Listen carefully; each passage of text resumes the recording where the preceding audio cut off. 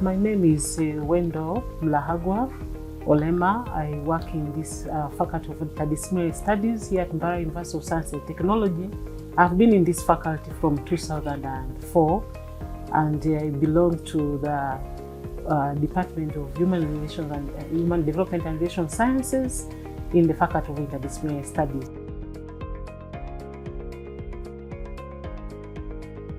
It has been known worldwide that 1 out of 3 women suffer GBV in their lives. And also statistics have really shown that 5 women are killed around their homes or around their families across the globe in 1 hour. So it really shows that the problem of violence, especially violence against women and girls, is a very serious issue. I know very well that when you talk about gender-based violence, it's really about both men and women. It is a violence that is carried against someone based on their gender. But again, worldwide, we are very aware that women and girls suffer more on the issues of gender-based violence compared to boys and men.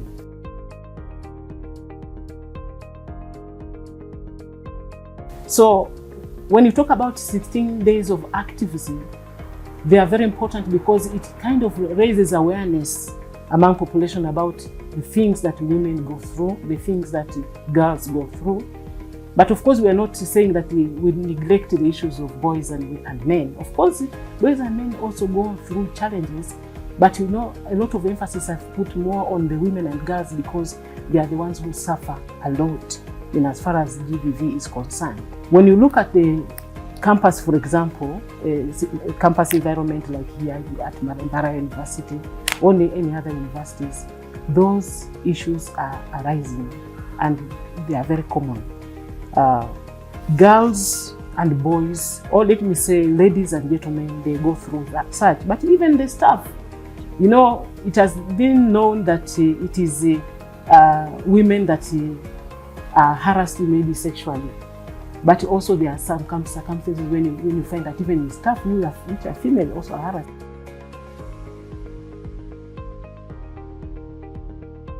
There are very many forms of GBV that happen in higher learning institutions. We have cases of sexual harassment. We have cases of physical violence. We have even the cases of sexual assault.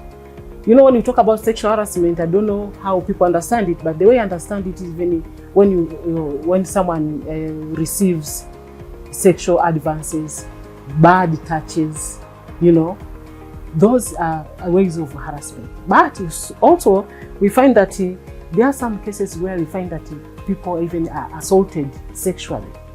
And those cases sometimes go underreported, because sometimes people fear to say that, okay, maybe there's no clear evidence, because someone can say that I've been harassed sexually, but sometimes having evidence may be a problem. But also there are cases where you find that cases have been reported, but institutions have not taken appropriate measures to deal with the culprits. Sometimes because of maybe lack of evidence, sometimes cases just go underreported, or maybe sometimes the matter may be taken to be like private.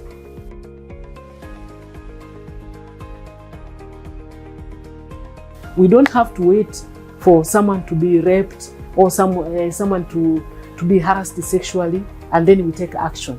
That one it's normally the trend in most of institutions, in most of workplaces. We just deal with the crisis when it has happened.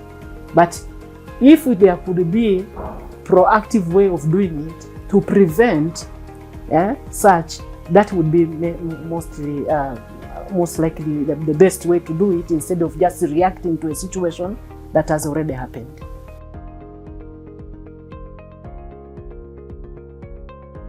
When it comes to gender-based violence, whether it is sexual harassment or sexual assault, they have dire consequences.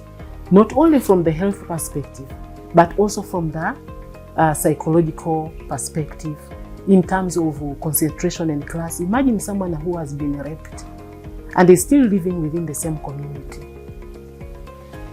you know, it will lead to, first of all, it leads to stigma. Secondly, it leads to lack of concentration of that person in their lessons. But at this, it leads to shame, stigma, lack of concentration. And then this, you know, it has also repercussions from the, not only from psychological point of view, but even when it comes to physical health.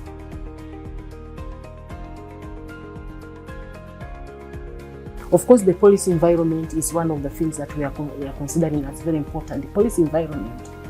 I know we have the, in Uganda, we have the gender policy that was put in place in 2007. We have all the laws and regulations that are there. And of course, the institutions also have their policies. For example, in Must here, we have a sexual harassment policy that was put in place recently. I think maybe in 2018, I can't remember the exact year.